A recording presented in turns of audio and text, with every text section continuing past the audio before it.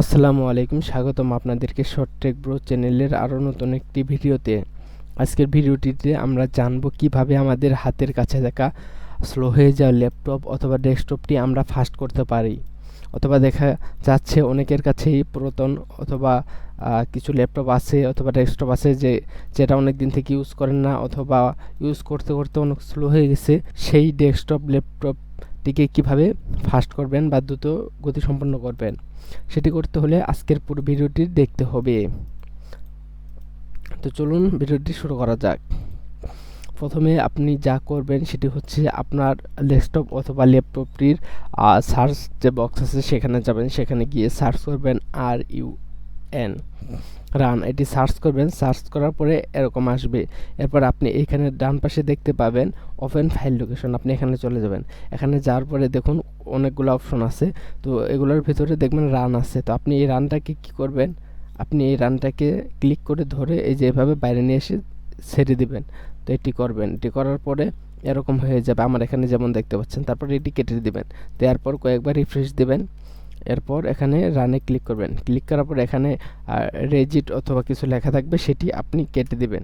কেটে দেওয়ার পরে আপনি যেটি করবেন সেটি হচ্ছে আপনি এখানে লিখবেন RECENT রিসেন্ট, এটি লিখবেন। লেখার পরে এখানে ওকে ক্লিক করবেন।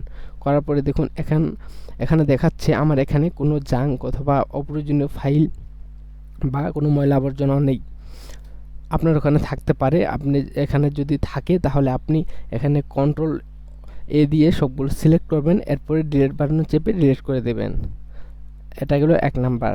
নাম্বার দুই নম্বরে আপনি এখানে লিখবেন টেম্প, TEMP, টেম্প লেখার পরে আপনি এখান থেকে ওকে ক্লিক করবেন। করার পরে এখানে কোনো ময়লা অথবা আবর্জনা নাই, সেহেতু আমরা অন্য একটি যাব। এরপর আমরা অন্য একটি যাওয়ার পরে এখানে